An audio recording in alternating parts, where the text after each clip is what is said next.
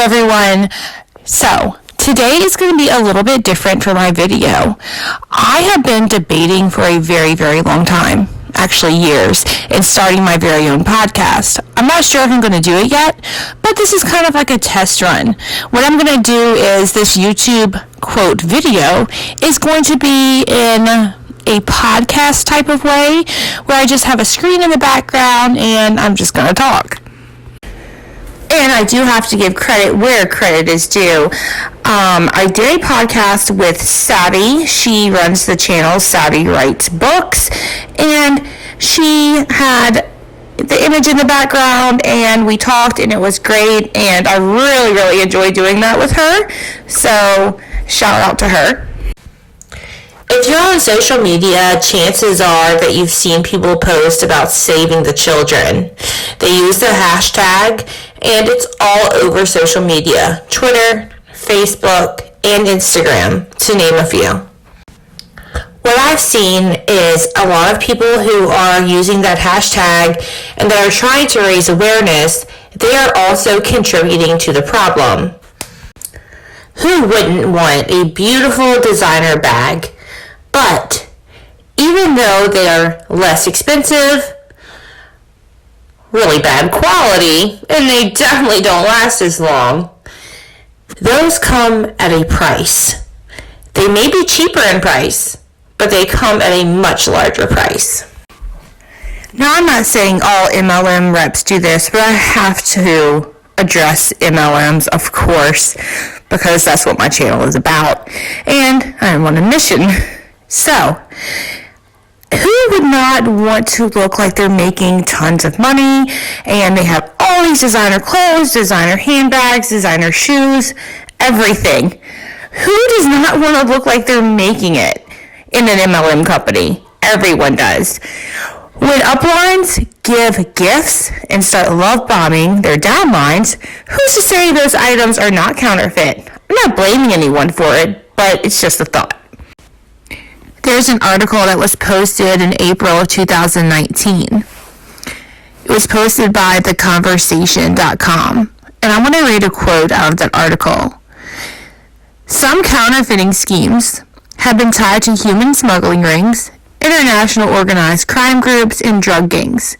In fact, counterfeiting is more profitable for these groups than drug smuggling or human trafficking. Put another way, counterfeiting is not an issue of who is losing money. So most people think this is a victimless crime. All of these companies, these huge corporations that charge tons of money for these items, they think, you know what, they are making so much money, this is not going to hurt them. But it goes so much deeper than that. So it's not just about the sweatshops and individuals working and making these items without any type of good work conditions, without any type of protection from employers.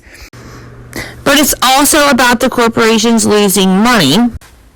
So contrary to what I said in that article, what that article stated before, you do have to look at what these businesses are losing.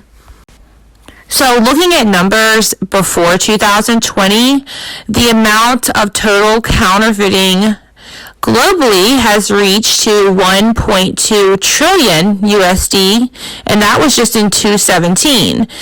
This article does go on to state that it is bound to reach 1.82 trillion USD by the year 2020. So this was just in 2017. The total loss of revenue for these companies was $323 billion. I also want to add that if someone is selling a counterfeit or counterfeit items, it is a federal offense, and the government, they will come in, they will seize everything, and you are looking at prison time for this. So it's not an innocent little thing, that's going on here. This is so deep and so huge. And people do not realize the negative impact that it not only has on the companies financially themselves, but like I mentioned before, the impact that it has on human trafficking and I don't know if anyone knows this, but that's what funded the 9/11 attack, was the sale of counterfeit goods. People funded that attack. I mean, I'm sure a lot of people know that, but I'm not sure if anyone listening knows that. So I just thought that I would throw that out there. But it is so important, and I say this all the time, that it is so very, very, very important to research. Please research. And if you see anyone that is selling these goods, if you tell them it's illegal and share this with them, what I just shared with everyone, or even an article, if they still continue to do this knowing that it is a federal offense and knowing the impact that it has, I suggest that they be reported. So, I just want to thank everyone for listening to me today, and let me know if you guys like this podcast type thing. And that's all. Thanks so much.